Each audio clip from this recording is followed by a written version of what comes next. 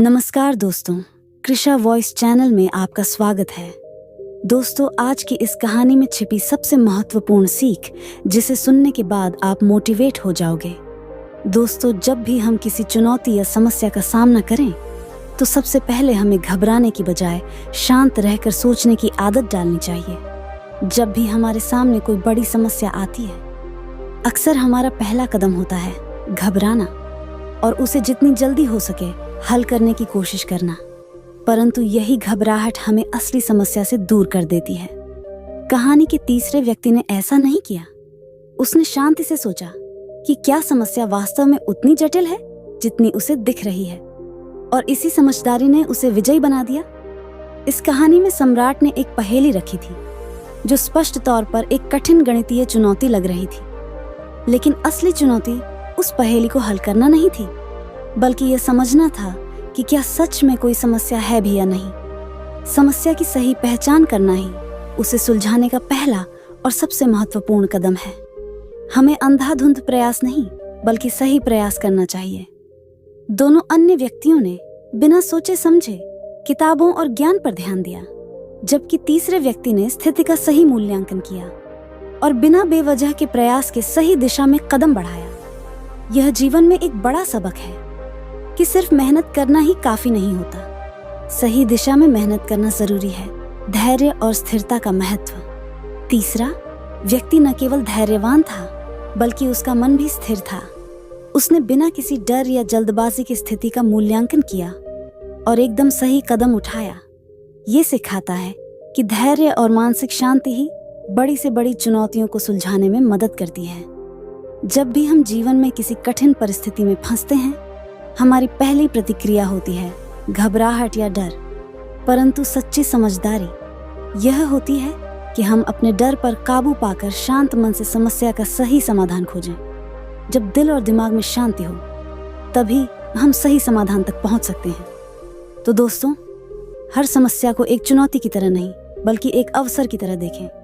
पहले ठहरें, गहरी सांस लें और शांति से सोचें कि समस्या वाकई में है भी या नहीं। एक बार की बात है, एक सम्राट के पुराने वजीर की मृत्यु हो गई। वजीर बहुत बुद्धिमान था, लेकिन उसकी अचानक मृत्यु हो गई। इसीलिए अब नए मंत्री की तलाश शुरू की गई। साम्राज्य बहुत बड़ा था, इसीलिए उसे संभालने के लिए एक बुद्धिमान और दूरदर्शी वजीर की जरूरत थी। पूरे राज्य में सबसे बुद्धिमान और चतुर व्यक्ति की तलाश शुरू हो गई है। इसके लिए राज्य में कई तरह की परीक्षाएं आयोजित की गईं। पूरे राज्य से विचारशील और बुद्धिमान व्यक्तियों को चुना गया और फिर उनकी और भी कठिन परीक्षाएं ली गईं, और अंत में केवल 3 चुने हुए व्यक्तियों को राजधानी लाया गया ताकि सम्राट उनकी अंतिम परीक्षा ले सके।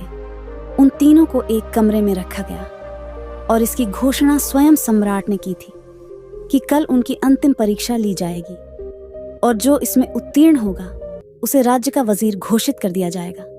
परंतु आश्चर्य की बात थी कि शाम होते होते यह बात सारी राजधानी में फैल गई। सम्राट कल कौन सी परीक्षा लेने वाला है? सारे शहर में इसी बात की चर्चा होने लगी। सम्राट एक बहुत ही अजीब परीक्षा लेना चाहता था। कल सुबह उन तीनों को महल के एक बड़े कमरे में बंद कर दिया जाएगा और एक बड़ा ताला लगा दिया जाएगा।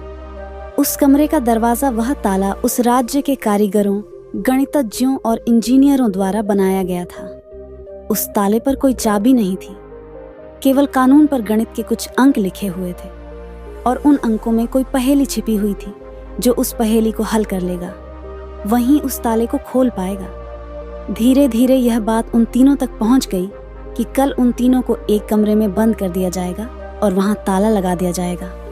इसकी कोई चाबी नहीं है, बस उस ताले पर गणित के कुछ नंबर खुदे हुए हैं जिसमें एक पहेली छिपी हुई है।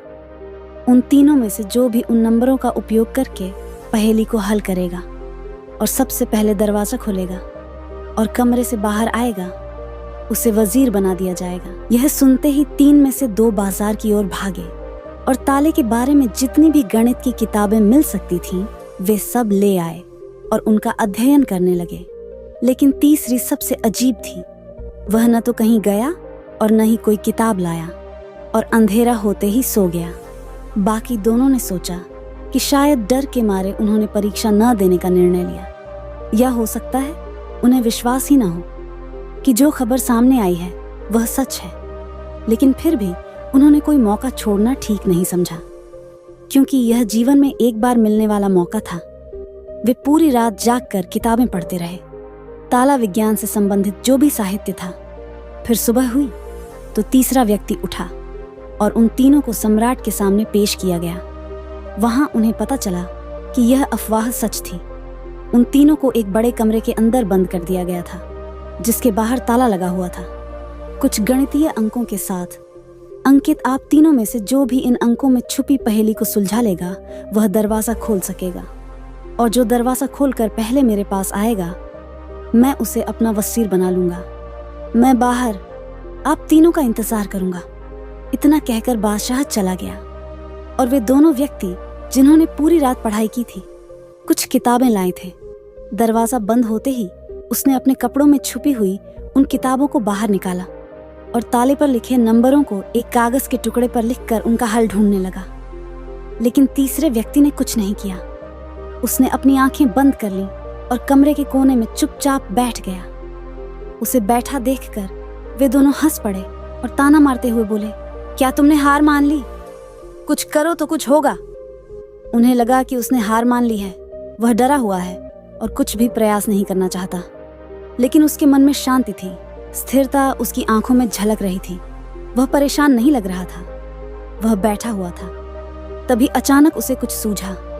वह उठकर दरवाजे के पास आया और धीरे से उसे धक्का दिया और दरवाजा खुल गया।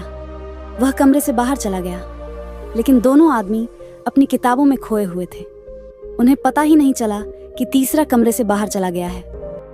उन्हें तब पता चला जब सम्राट तीसरे व्यक्ति के साथ अंदर आए और कहा, अपनी ये किताबें बंद करो। जिसे बाहर जाना था वह तो बाहर जा चुका है। यह देखकर वे दोनों दंग रह गए और पूछा, तुम बाहर कैसे निकले? बादशाह ने कहा कि ताला तो बंद नहीं था, क्योंकि बंद ताले तो खोले जा सकते हैं। लेकिन कैसे? क्या तुम वह ताला खोलोगे जो बंद नहीं किया गया है? यह आदमी आप में से सबसे बुद्धिमान है, क्योंकि इसने बुद्धिमान होने का पहला परिचय दिया है। ताले पर लिखे नंबरों को हल करने से पहले यह पता लगाने की कोशिश करता है कि ताला बंद है या नहीं। ये आदमी वास्तव में होशियार है, जो किसी भी समस्या को हल करने से पहले यह जांचता है कि जो वह हल करने जा रहा है वह वास्तव में समस्या है या नहीं। तो यह आदमी हमारे राज्य का सबसे चतुर व्यक्ति है। हम इसे अपना वजीर नियुक्त करते हैं। तो दोस्तों, इस कहानी से यही सीखने वाली बात है कि जब भी हमें लगे कि हमारे सामने कोई बड़ी समस्या है, तो घबराकर उस समस्या का समाधान ढूंढने की बजाय हमें शांति से सोचना चाहिए कि जो मैं समझ रहा हूँ वह वास्तव में समस्या है या नहीं, या वास्तविक समस्या कुछ और है जो मैं अब भी नहीं देख पा रहा हूँ। दोस्तों, कहानी कैसी लगी कमेंट में बताना, और चैनल को सब्सक्राइब कर लेना। नमो बुद्धाय।